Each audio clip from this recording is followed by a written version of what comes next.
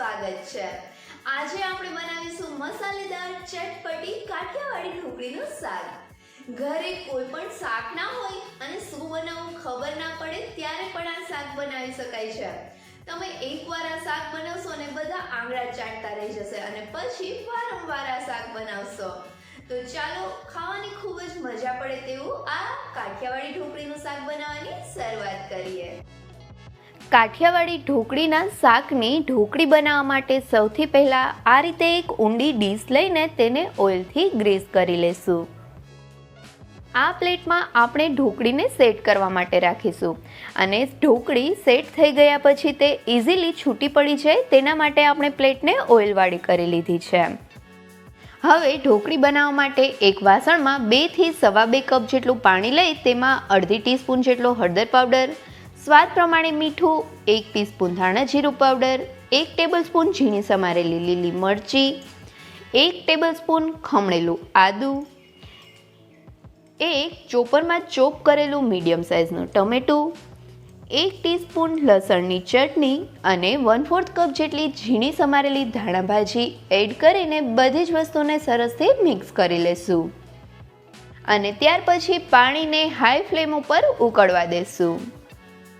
Generally ઢોકળી બનાવવા માટે 1 cup ચણાના લોટ સાથે 1.5 કપ પાણી લેવાતું હોય છે, પણ અહીંયા મેં 1 કપ ચણાના લોટની સાથે 2 કપ પાણી લીધું છે। આ રીતે વધારે પાણી લેવાથી ઢોકળી મસ્ત સોફ્ટ બને છે।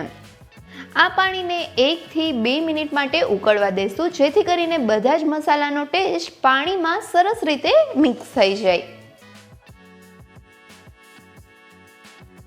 1.5 થી 2 મિનિટ જેવું પાણી ઉકળે ત્યાર પછી તેમાં ચાળેલો ઝીણો ચણાનો લોટ ઉમેરીશું અને તેને વેલણ વડે ફટાફટ મિક્સ કરીશું જેથી લોટના ગાંઠા ના પડે।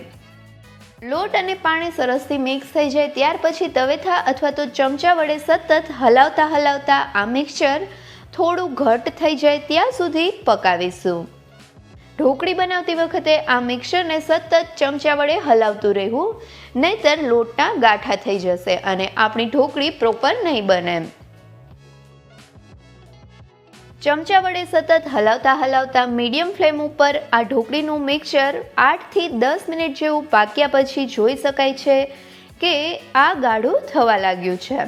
તો હવે ગેસની ફ્લેમ બંધ કરી દેશું અને આ મિક્સચરને આપણે જે ઓઇલથી ગ્રીસ કરેલી પ્લેટ તૈયાર કરી હતી તે પ્લેટમાં ફટાફટ કાઢીને પાથરી દેશું। ઢોકળીનું મિક્સચર પ્લેટમાં સરસ રીતે પથરાઈ જાય ત્યાર પછી તેને સેટ થવા માટે ઠંડુ કરીશું।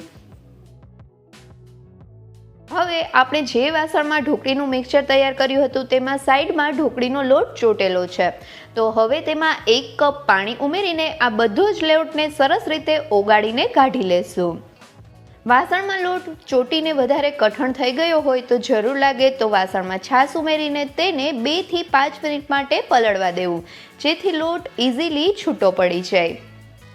આ રીતે બધો જ લોટ છૂટો પડી જાય એટલે તેમાં વધારે 1 કપ છાશ ઉમેરીશું અને તેને બ્લેન્ડરની મદદથી બ્લેન્ડ કરી દેશું જેથી કરીને લોટ છાશમાં સરસ રીતે બ્લેન્ડ થઈને એક ઘટ મિક્સચર તૈયાર થઈ જાય। 8 થી 10 મિનિટ થયા પછી જોઈ શકાય છે કે ઢોકળીનું મિક્સચર ઠંડુ થઈ ગયું છે અને તે મસ્ત સેટ થઈ ગયું છે। તો હવે તેમાં આપણે જે સાઈઝની ઢોકળી તૈયાર કરવી હોય એ રીતે નાઈફની મદદથી કટ લગાવી દેશું। હવે આ ઢોકળીને પ્લેટમાંથી છૂટી પાડી લેશું। તો અહીંયા ઢોકળીને છૂટી પાડતી વખતે જોઈ શકાય છે કે આપણે પ્લેટને ઓઇલથી ગ્રીસ કરી હતી તો ઢોકળી ઇઝીલી છૂટી પડી જાય છે। અહીંયા જોઈ શકાય છે કે આ મસાલાવાળી ઢોકળી કેટલી મસ્ત કલરફુલ દેખાય છે અને સાથે સાથે કેટલી સોફ્ટ પણ બની છે। આ ઢોકળીને શાક બનાવ્યા વગર જ નાસ્તામાં પણ ખાવાની ખૂબ જ મજા પડે છે। જો તમારે શાક ના બનાવવું હોય અને નાસ્તા માટે પણ આ ઢોકળી બનાવવી હોય તો પણ બનાવી શકો છો, પણ અત્યારે આપણે શાક બનાવવાનું છે તો શાકના વઘાર માટે એક વાસણમાં 2 થી 3 ટેબલસ્પૂન તેલ ગરમ મૂકીશું। તેલ ગરમ થાય એટલે તેમાં 1 ટીસ્પૂન આખું જીરું અને સાથે ખડા મસાલા જેમ કે 3 લવિંગ, 1 નાનો તજનો ટુકડો, 2 સૂકી લાલ મરચી, 5 થી 6 મીઠા લીમડાના પાન અને 1 બાદિયાનું ફૂલ ઉમેરીશું. હવે તેને સરસ રીતે મિક્સ કરી લઈ તેને એકાદ મિનિટ માટે સાતળીશું. બધા ખડા મસાલા એકાદ મિનિટ જેવું સંતળાય ત્યાર પછી તેમાં 1/4 ટીસ્પૂન જેટલી હિંગ અને 1 ઝીણી સમારેલી ડુંગળી ઉમેરીશું. તેને સરસ રીતે મિક્સ કરી લેશું અને ત્યાર પછી ડુંગળી ગોલ્ડન બ્રાઉન કલર જેવી થવા લાગે ત્યાં સુધી તેને પકાવીશું. ડુંગળી ગોલ્ડન બ્રાઉન કલર જેવી થવા લાગે એટલે તેમાં 1 ટેબલસ્પૂન લસણની ચટણી ઉમેરીને તેને અડધા મિનિટ માટે સાતળી લેશું. અને ત્યાર પછી ગેસની ફ્લેમ સ્લો કરીને તેમાં 1 ટીસ્પૂન હળદર પાવડર ઉમેરીને છાશ અને ચણાના લોટનું જે મિક્સચર તૈયાર કર્યું હતું તે મિક્સચર ઉમેરીને સરસ રીતે મિક્સ કરી દેશું. આ ચણાના લોટવાળી છાશનું મિક્સચર એડ કરીએ ત્યારે હંમેશા ગેસની ફ્લેમ સ્લો જ રાખવી. અને હવે 1 ટેબલસ્પૂન લાલ મરચું પાવડર અને સ્વાદ પ્રમાણે મીઠું ઉમેરીશું. અહીંયા મીઠું ઉમેરતી વખતે ખાસ ધ્યાન રાખવું કેમ કે ઢોકળીમાં આપણે પહેલેથી જ મીઠું ઉમેરેલું છે એટલે છાશ પૂરતું જ મીઠું ઉમેરવાનું છે. હવે બધી જ વસ્તુને સરસથી મિક્સ કરી લઈ ચમચા વડે હલાવતા મીડિયમ ટુ હાઈ ફ્લેમ ઉપર ઉકાળીશું અને ઢોકળીના શાકની ગ્રેવી તૈયાર કરીશું. આપણે ઢોકળી બનાવતી વખતે જ ઢોકળીમાં બધા મસાલા એડ કર્યા છે એટલે ગ્રેવીમાં વધારે મસાલા ઉમેરવાની કોઈ જ જરૂર નથી.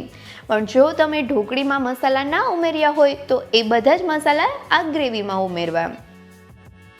ઢોકળીના શાકની ગ્રેવી સરસ રીતે ઉકળ્યા પછી જોઈ શકાય છે કે તે હવે સરસથી ઘટ થવા લાગી છે. તો તેમાં આપણે જે ઢોકળી તૈયાર કરી છે તે ઢોકળીને ઉમેરી દેશું.